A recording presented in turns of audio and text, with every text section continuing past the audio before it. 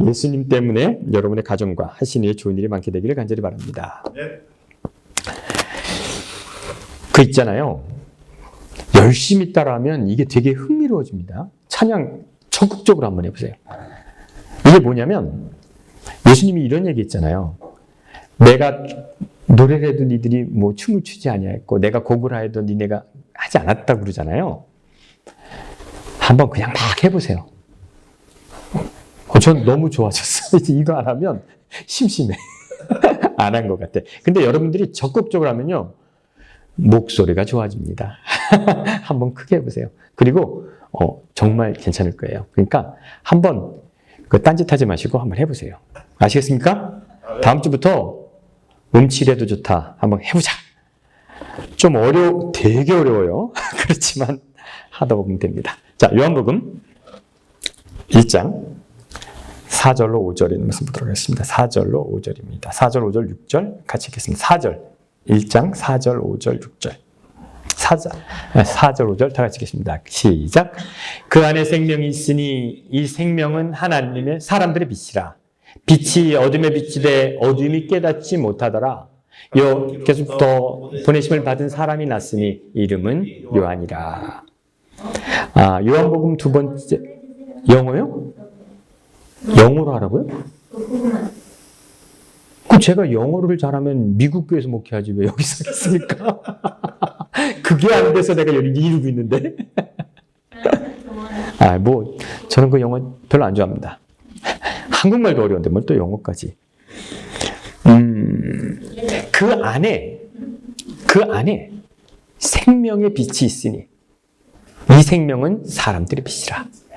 그럼 그 안이라는 말은 뭘까요? 하나님 안에, 말씀 안에, 그죠? 생명이 있으니 이 생명은 사람들의 빛이라.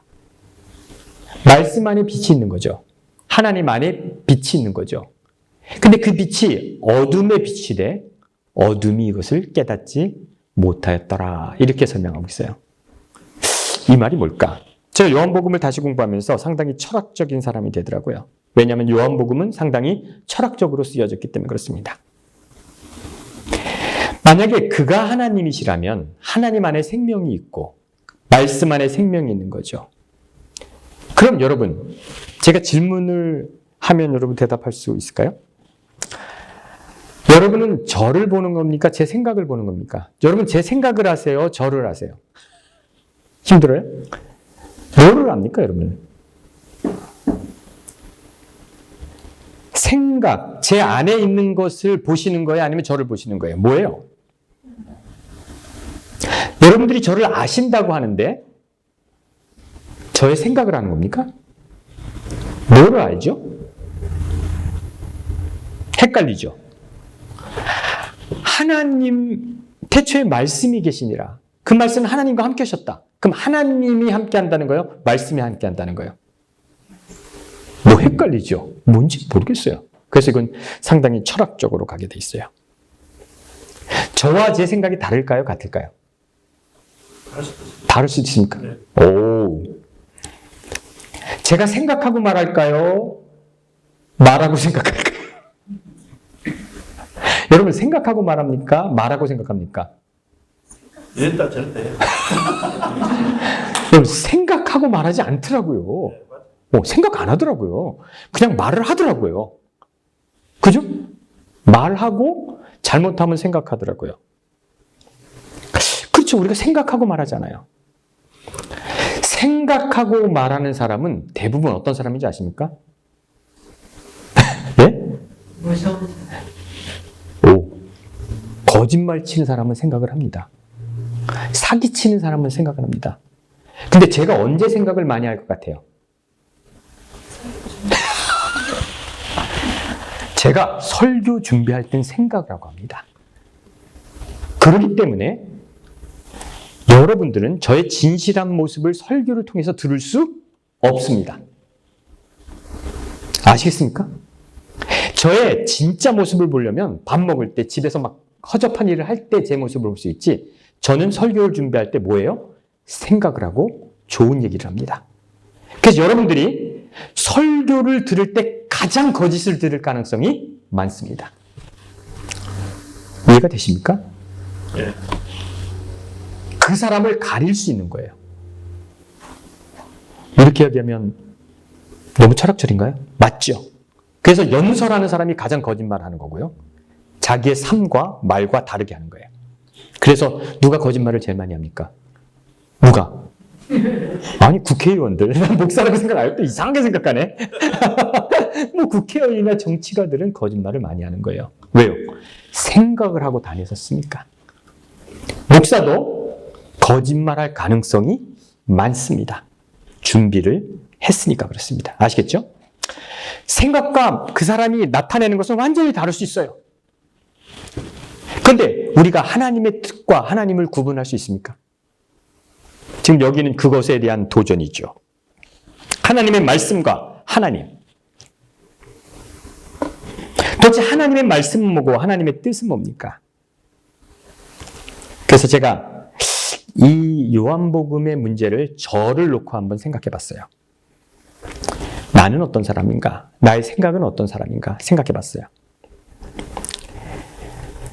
제가 저를 평가하니까 한대명이라는 사람은 여러분들이 생각할 필요 없어요. 제가 생각하는 겁니다. 저는 돈에 대해서 너그러워요. 정말 저는 돈에 대해서 너그러워요. 그래서 돈을 많이 띄었습니다. 우리 도연이 엄마의 관계도 돈 누구한테 띄는 관계로 시작됐어요. 저는 모질지가 못해요. 근데 또 저는 잘 잊어먹어요. 뭐 이렇게 돈 떼어먹고도 별로 그렇게 심각하게 생각하지 않더라고요. 모질지 못하더라고요. 왜냐하면 돈이 별거 아니라고 생각해요. 저는 돈이 많아서 여행하는 사람들을 부러워하지 않습니다.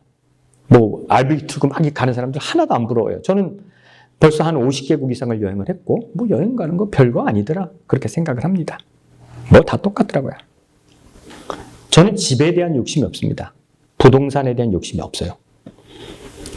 그래서 좋은 집에 사는 것에 대해서 별로 좋지 않아요. 왜냐하면 내가 재림을 준비하는 목사였기 때문에 하늘 가면 집이 있다고 생각해서 이 땅에서는 살아도 된다고 생각을 했어요. 그래서 저는 미국에 와서 거의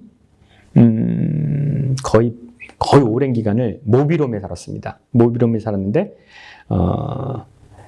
2,000불 주고 사서 뚝딱뚝딱 고쳐서 6,000불 주고 팔고 그 다음에 6,000불짜리 모빌홈을 사서 그렇게 살았어요.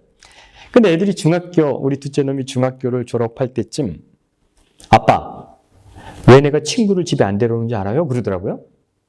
난 모빌홈 사는 게 자랑스러웠는데? 그랬더니 창피하잖아요. 그러더라고. 그래, 그게 창피한 거니? 그래서 제가 한 달에 그 당시면 꽤 좋은 집인데 4,300불 내는 집, 그냥 막 좋은 집에 살았어요. 토렌스에서. 그리고 우리 애들을 고등학교를 좋은 집에서 졸업을 시켰어요. 그리고 그 아들에게 벤즈 250을 뽑아줬어요. 창피하지 말라고. 나는 내 평생 그걸 제일 잘했다고 생각해요. 애들이 창피했지만 마지막에 아빠 우리 부자인 줄 알아요. 이렇게 하고 군대를 갔어요. 집사람도 필리핀으로 공부하러 가고 둘째 놈도 이제 군대를 가는데 한 달을 뭐 잘못해서 못 갔어요. 그 가게에다가 그래서 대충 한 달을 살았어요. 근데 가게가 팔렸어요. 그 아들이 이제 군대 가기 몇 주 전인데 갈 데가 없어서 한남체인에서 어디로 들어가나 이제 쫓겨난 거지. 가게를 팔아버렸으니까 가게에서 대충 살다가 그래서 집을 얻어야겠는데 했대 장영자를 만나고 그래서 장영자 씨, 나 갈 데가 없네. 그래서 저 집에서 내가 또 몇 년 살았어요. 쪽방 하나 얻어서. 그 다음에 제가 홈리스 생활도 했습니다. RV 트럭 2,500원 사서 길거리에서도 1년 이상을 제가 살아봤어요. 제가 집 욕심이 없습니다. 그래서 좋은 집에 사는 사람 부러워하지 않습니다. 저는요, 남이 나를 칭찬하면, 지난주에 제가 설교를 잘했습니까? 유건서님, 유 집사님 잘했어요? 잘했대. 제가 가니까 집사님이, 목사님. 집사님 말고 딴 집사님이 오강남 교수님하고 김원일 목사님 합쳐놓은 것 같대요. 그게 나에게 칭찬일 것 같아요? 오강남이 뭔데? 내가 그런 사람이랑 나랑 비교하면 내가 좋아할 것 같아요? 저는요, 성경을 쓴 바울도 별거 아니라고 생각하는 사람인데 그거 붙여놔도 난 별거 아니에요. 여러분의 칭찬이 저를 움직이지 않습니다. 여러분이 나보고 뭐라고 해도 내가 여러분이 설교 잘한다고 해서 오늘 설교 더 준비했을까요? 안 했을까요? 아니에요. 그냥 하던 대로 해요, 저는. 그럼 여러분이 욕하면 내가 또 고민할 것 같아요? 장로님 막 나한테 욕을 했어. 그럼 뭐라고 할 것 같아요, 제가? 저는 목사님 욕 안 해요. 아, 그래요? 웃기고 있네. 됐어, 너나 잘해. 그래, 나는. 욕먹는 것도 나는 안 두려워합니다. 왜요? 왜 내가 그런 거 다 무시하는 줄 아십니까? 그런 거 보이잖아요. 제가 좀 그런 게 보이지 않습니까? 제가 무대 보잖아요. 별로 뭐 신경 쓰지 않아요. 왜냐하면 저는 삶에 애착이 없어요. 오래 살고 싶지도 않고 잘 살고 싶지도 않아요. 그냥 안 태어난 것보단 낫다. 이 땅에 태어난 게 좋은 경험했다. 그리고 언젠가 나에게 뭐 나오면 그냥 죽으면 된다 생각하는 아주 심플한 마음을 갖고 있어요. 그래서 돈, 뭐 명예, 칭찬, 아유 웃기지 마. 너나 잘해. 저는 그래요. 다한테. 그러니까 칭찬이 나를 바꾸지 못해요. 욕하는 게 나를 바꾸지 못해요. 그러면 내가 여러분들과 누구에게 어떤 평가를 받고 싶을 것 같아요? 한대명은 어떤 사람이다? 어떤 사람 같아요? 유집사님, 나 어떤 사람이에요? 한대명이. 몰라요? 그 몰라야 돼. 근데 어떤 사람일 것 같아요? 경균이가 자꾸 얘기하는데 나한테 뭐라고 얘기하는데 저는 어떤 평가를 받고 싶냐면요. 한대명 너답다. 너다운 게 제일 좋아. 나는 나답게 살다 죽으려고 생각해요. 그 어떤 사람에게 영향받는 것이 아니라 내 갈 길을 내가 정하고 내가 설교를 잘 준비하겠다고 마음먹었을 때 잘 준비하고 그리고 모든 선택을 내가 하고 싶어요. 그래서 나는 나답게 살고 싶어요. 저에게 제일 칭찬은 뭐다고요? 너는 한결같이 너답냐? 이런 거예요. 난 나답게 살고 싶어요.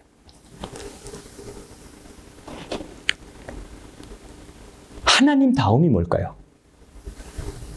하나님 다음이 뭐예요? 요한복음 1장 1절부터 한번 다 읽겠습니다. 1절부터 보겠습니다. 시작. 다 같이 읽겠습니다. 시작. 태초에 말씀이 계시니라. 이 말씀이 하나님과 함께 계셨으니 이 말씀은 곧 하나님이시라. 그가 태초에 하나님과 함께 계셨고 만물이 그로 말미암아 지은 바 되었으니 지은 것이 하나도 그가 없이 된 것이 없느니라. 4절입니다. 시작. 그 안에 생명이 있으니 이 생명은 사람들의 빛이라. 빛이 어둠에 비치되 어둠이 깨닫지 못하더라. 이게 이 말이에요? 뭔 뜻일까요? 이 성경절은 상당히 추상적이에요. 근데 하나님의 하나님다움은 말씀으로 표현돼요. 하나님은 그냥 하나님인데 하나님이 어쩌다는 거야? 그분은 말씀으로 표현될 수밖에 없어요. 그렇지 않으면 하나님이 표현될 수 없으니까. 근데 그 말씀이 무엇으로 우리에게 다가오냐면 하나님은 어떤 모습으로 우리에게 다가올 수 있냐면요. 4절입니다. 4절에 그 안에 생명이 있으니 하나님 안에 생명이 있으니 이 생명은 사람들의 무엇이라? 빛이라. 하나님의 하나님됨과 하나님의 품성과 하나님의 말씀은 인간에게 뭐로 다가온다고요? 빛으로 다가온다는 거예요. 빛. 말씀은 보이지 않잖아요. 하나님도 못 보잖아요. 그래서 우리에게 다가오는 뭔가 실질적인 게 있어야 되는데 그게 뭐라고요? 빛이라는 거예요. 우리가 하나님이 어떤 분인지 알 수 있는 것은 하나님이 비치는 빛을 볼 때 알 수 있는 거죠. 그거밖에 우리가 볼 수 없어요. 말씀은 뭔지 모르잖아요. 그런데 5절 다 같이 읽어보겠습니다. 5절입니다. 시작. 빛이 어둠에 비치되 어둠이 깨닫지 못하니라. 이건 번역에 오류가 있어요. 빛이 어둠에 비치는데 어둠은 생명체가 아니니까 깨닫지 못해요. 어둠이 어떻게 뭘 깨달아? 그럼 돌이 가라사대 이렇게 되는 거란 말이에요. 이거 안 되는 거예요. 빛이 어둠에 비치는데 어둠에 사는 사람들이 뭐 하더라? 깨닫지 못하더라가 맞죠. 어둠에 거하는 사람들이 깨닫지 못하는 게 맞아요. 그래서 이 생명의 빛이 하나님에게로서 비춰왔는데 그것을 말씀을 통해서도 비춰왔겠죠. 그 말씀이 어둠에 있는 사람들에게 비치는데 그 어둠에 사는 사람이 깨닫지 못하는 거죠. 그러면 세상 사는 사람들은 어둠에 거하는 사람들이라는 거죠. 그 실체가 빛으로 다가온다는 겁니다. 근데요, 어둠과 빛이 공존하는데, 어둠과 빛이 공존할 수 있어요? 어둠을 정의하려면 뭐라고 정의해야 돼요? 빛이 없는 게 어둠이에요. 그잖아요? 어둠이 빛이 비치면 밝아져요. 근데 어두운 곳에 빛이 비쳤는데 깨닫지 못한다는 거예요. 화나지 않은 게 아니라 깨닫지 못한다는 거예요. 여러분, 빛이 뭡니까? 빛. 제가 이번에 실험을 해봤는데, 제가 그 사막 한가운데 트럭으로 배달을 가요. 배달을 가면 트럭 크락션 배 울리는 고동 같은 거 아시죠? 그걸로 빵빵거리면요, 소리가 흩어지는 거 아십니까? 그런 데가 더 안 들립니다, 소리가. 소리는 왜 그래요? 소리가 왜 흩어집니까? 소리는 파장이면서 입자기 때문에 그래요. 실질적으로 입자가 있어요. 바람에 날려서 없어져요, 소리는. 빛은 어떻습니까? 빛은 뭡니까? 빛도 입자예요. 파장이에요. 여러분, 장님이 빛을 느낄 수 있을까요, 없을까요? 장님이 빛을 느낄 수 있어요, 없어요? 느낄 수 있습니다. 왜요? 파장이고 입자니까. 느낌이 와요. 그럼 어두운 데 거하는 사람이 빛이 왔을 때, 빛이 비춰졌을 때 빛을 느낄까요? 안 느낄까요? 느끼죠. 근데 빛이 비치는 걸 느끼는데 빛을 거부할 수 있어요. 빛을 거부하는 방법은 뭔지 아십니까? 빛을 등지는 거예요. 이해가 되십니까? 빛에 반응하지 않는 거예요. 빛을 등지면 어둠 속에 거할 수 있어요. 너무 복잡합니까? 안 복잡하죠? 빛이 비치는데, 하나님의 영광의 빛이 비치는데 그 빛을 뭐 하면? 등지면. 그죠? 어둠 속에 거하는 거죠. 그 사람은 빛을 싫어하는 거예요. 빛을 싫어하는 사람이 동굴로 들어갔어요. 그래서 빛이 싫어서 동굴에 들어갔어요. 근데 빛이 비쳐요. 그럼 좋을까요, 안 좋을까요? 막 빛이 싫어서 들어갔는데 빛은 아무 의미가 없는 거예요. 하나님의 영광의 빛이 죄인에게 비쳤을 때 빛이 오는 것을 알지만 빛을 등지면 어떻게 하는 거예요? 빛에 반응하지 않으면 어둠 속에 있는 거죠. 이해가 되십니까? 5절 보세요. 빛이 어둠에 비추되 어둠에 있는 그 사람이 뭐예요? 빛을 깨닫지 못할 수밖에 없는 거예요. 하나님이 별 얘기를 다 하든 하나님이 어떤 얘기를 해도 하나님의 말씀에 등을 지면 그 사람은 어둠 속에 거하는 겁니다. 그 얘기를 하는 거죠. 아시겠죠? 그러면요, 도대체 이 얘기를 우리가 어떻게 적용해야 될까? 제가 요즘 느끼는 건데, 기독교가 빛은 보려 하지 않고, 그러니까 이 빛이라는 게 말씀이잖아요. 말씀은 보려 하지 않고 믿으려고 하는 게 문제예요. 뭐라고요? 빛을 안 보고 믿으려고 해요. 성경을 안 보고 믿으려고 해요. 믿는 게 더 편하니까. 여러분, 믿는 게 더 편한 거 아십니까? 믿는 게 더 편해요. 아예 믿어버리는 게 좋아요. 여러분, 저에 대해서 고민하지 마십시오. 그냥 좋은 사람이라고 믿으세요. 믿는 게 더 편한 거예요. 아시겠어요? 그 생각할 필요 없잖아. 종교가 빛을 보려 하지 않고 믿으려고 한다는 거죠. 그래서 하나님이 무엇을 원하는지는 관심 없고 믿으려고 하는 종교가 이 시대의 종교가 된 거예요. 그런데 제가 이렇게 추상적으로 얘기하면 그 빛이 뭘까? 그럼 여러분들이 나한테 질문해야 될 거 아니에요. 그럼 도대체 빛이 뭡니까? 질문해 보세요. 빨리 질문하세요. 네? 빛이 뭐냐고 빨리 질문해 보세요, 그러면. 빛이 뭐예요? 그럼 내가 여기서 추상적인 얘기를 하면 아무 의미 없잖아요. 그죠? 내가 빛을 정의하는 순간 이단이 됩니다. 그죠? 빛은 이런 것이다. 예배에 잘 참석하는 것이다. 이렇게 하면 어떻게 돼요? 이건 잘못되게 된단 말이에요. 하나님의 속성 속에 그 어떤 것을 집어넣어도 잘못되는 거 여러분 아십니까? 하나님은 제사를 원하신다. 이렇게 되면 어떻게 돼요? 하나님은 어떤 제사를 원하실까? 양을 좋아하실까? 소를 좋아하실까? 돼지를 좋아하실까? 그죠? 번제를 좋아하신다. 그러면 완전하게 태운 걸 좋아하실까? 중간을 태운 걸 좋아하실까? 무엇일까? 하나님의 속성 속에 그 어떤 것도 집어넣으면 그것이 잘못이 되는데 하나님의 말씀이라는 거죠. 그 하나님은 빛으로 우리에게 말씀하신다는 거죠. 그 빛이 무엇일까? 뭘 것 같아요? 빛이 뭐예요? 나한테 물어봤지? 제가 뭐라고 대답할 것 같아요? 네? 네? 나도 몰라요. 나도 몰라요. 어떤 게 빛이라고 얘기하면 나도 똑같은 사람이 되니까. 말씀을 정의하는 사람이 되니까. 그런데 제가 생각하는 빛을 말씀드릴게요. 아시겠어요? 이게 뭐라고요? 제가 생각하는 빛입니다. 고민해보고 생각해보고 그 빛이 무엇일까? 하나님이 우리에게 빛을 비치시고 그 빛을 통해서 우리를 아름답게 하기 원하는 그 하나님의 계획이 있는데 도대체 그 계획은 무엇일까? 예배일까? 안식일을 지키는 걸까? 헌금을 하는 걸까? 교회에 나오는 걸까? 다 아닌 것 같아. 근데 가장 빛에 가까운 것이 있습니다. 오늘 여러분들은 중요한 얘기를 들으실 것 같아요. 제가 생각하기엔 중요합니다. 아주 중요하니까 잘 기억하십시오. 원숭이 침팬지들을 실험한 적 있어요? 침팬지들에게 협력이라는 것을 가르칠 수 있을까요? 침팬지들이 협력할 수 있을까요?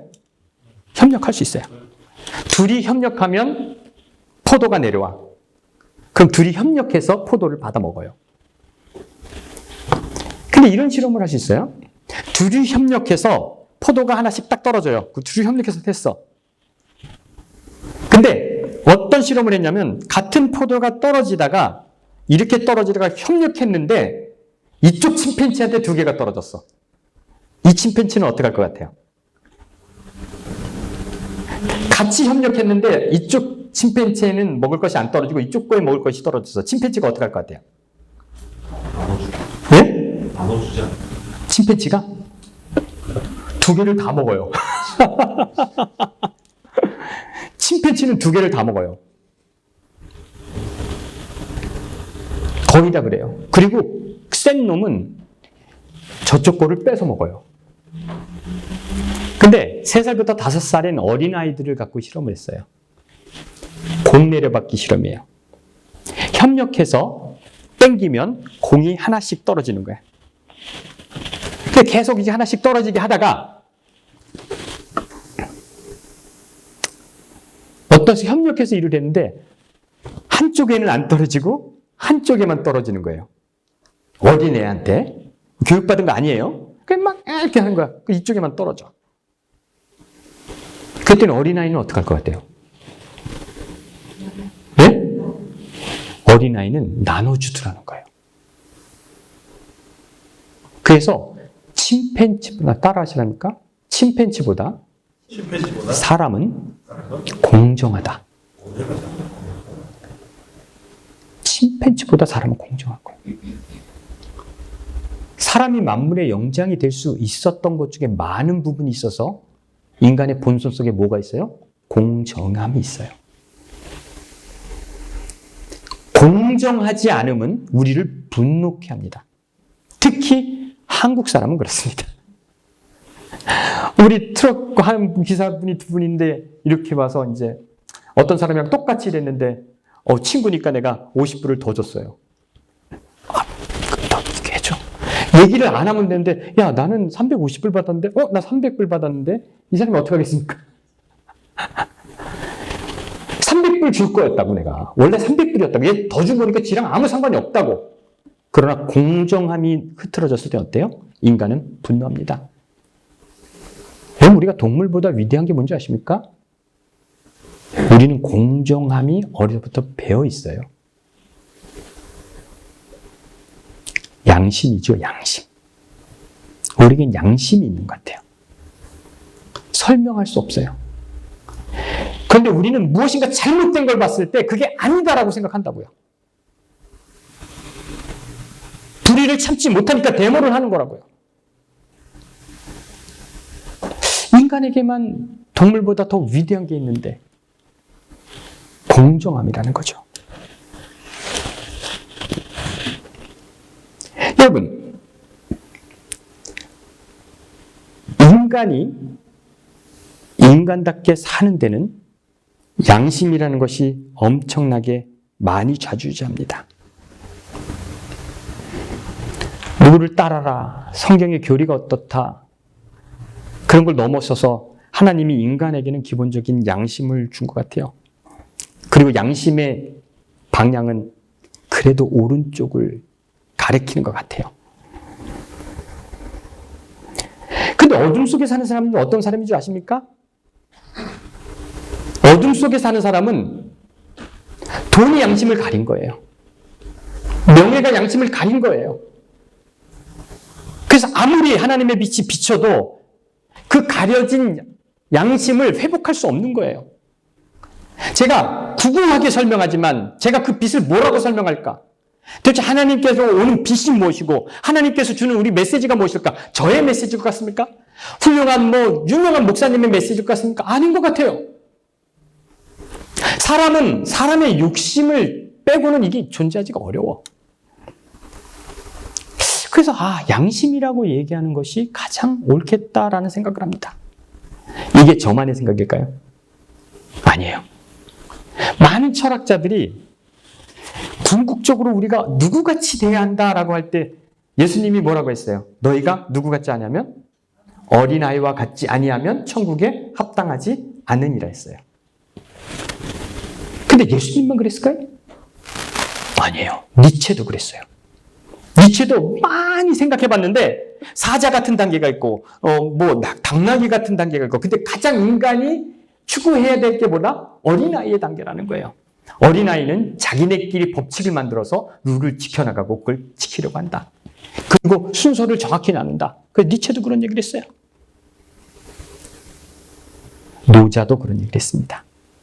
어린아이는 그들이 원하는 것이 다 보이기 때문에, 다 어른이니까 노자의 표현 중에 아이는 그 고추가 작잖아요.